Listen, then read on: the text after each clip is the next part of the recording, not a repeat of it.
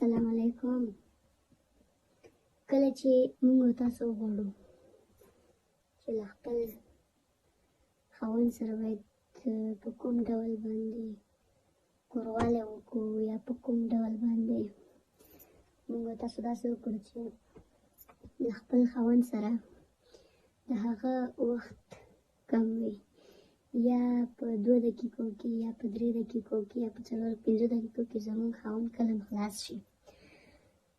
نو موږ تاسو باید څه طریقه ورته وکړو؟ موږ تاسو باید داسې وکړو چې کله خاوند سره کوروالی وکړو باید زموږ او ستاسو شوق ډېر وي. کله چې وغواړو زموږ ستاسو شوق ډېر وي، خاوند خپل کار رفع کړي، موږ تاسو همداسې پرېږدي، باید موږ تاسو څه طریقه ورسره وکړو یا وغواړو په کوم ډول باندې له خپل خاوند سره کوروالی وکړو. زه اوس تاسو ته وایم. نو کله چې زموږ خاوند خپل کار رفع کړی، موږ تاسو همداسې پرېږدي، لیکن موږ تاسو خلاص نه شو، باید څه وکړو؟ موږ تاسو باید خاوند ته صرف او صرف یا سپری یا ګولۍ، دې 2 څیزونو کې باید یو څیز خاوند ته انتخاب کړو، ځکه چې زموږ کار هم رفع شي او د خاوند کار مو هم رفع شي. نو موږ تاسو باید داسې وکړو چې د دواړو کار خلاص شي. باید خپل خاوند ته ګولۍ ورکړو یا ورته سپری ورکړو. نو باید په دې 2 څیزونو کې یو څیز موږ تاسو خپل خاوند ته انتخاب کړو. نو کله چې وخوړو خپل خاوند ته یو څیز انتخاب کړو، له هغه نه بعد موږ تاسو کولی شو چې خپل کار هم رفع کړو، د خاوند کار هم رفع کړو.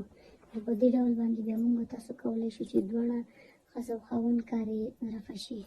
نو نه باید خاوند کار خلاص شي، ښځه همداسې پاتې شي، یا باید د خاوند او د ښځې د دواړو مقابله وي، باید دواړه په یو وار باندې خلاص کړلی شي.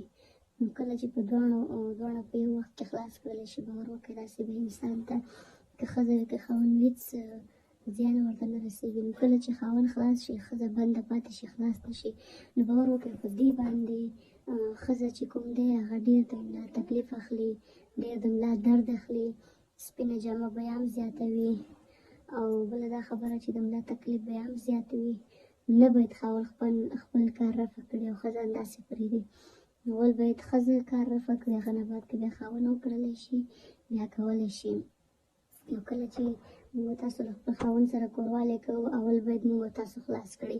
کله چې موږ خلاص کړو، له هغه نه بعد خاوند کولی شي چې خپل کار رفع کړي، ځکه چې د ښځې خلاصېدنه باور وکړئ ډېره ستونزمنه ده.